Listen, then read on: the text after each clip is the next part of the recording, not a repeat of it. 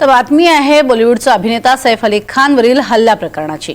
संशयित म्हणून पकडल्या गेलेल्या आकाश कनोजियाची धक्कादायक कहाणी आता समोर आलेली आहे।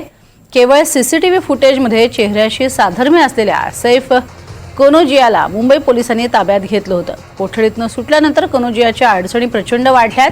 पोलिसांनी ताब्यात घेतलेल्या आकाशला ताब्यात घेत असताना त्याचा चेहराही झाकलेला नव्हता, त्यामुळे आकाशची प्रचंड बदनामी झाली असं तो सांगतोय। पोलिसांच्या एका कारवाईमुळे आकाश कनोजियाची नोकरी गेली आहे, त्याचं ठरलेलं लग्नही मोडलंय।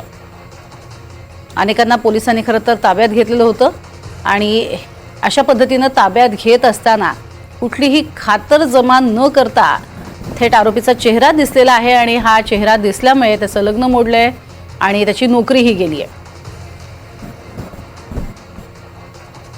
आकाश कनोजिया नेमकं काय काय म्हणालेलं आहे तेही पाहूयात। सैफ हल्ला प्रकरणात संशयित म्हणून माझा फोटो वापरला। मुंबई पोलिसांनी ताब्यात घेऊन बेदम मारहाण केली। मला रेल्वेतील नोकरीवरनं काढून टाकलं।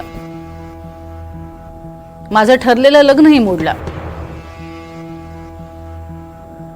अशा पद्धतीने त्यानं खळबळजनक दावा मुंबई पोलिसांसंदर्भात केलाय।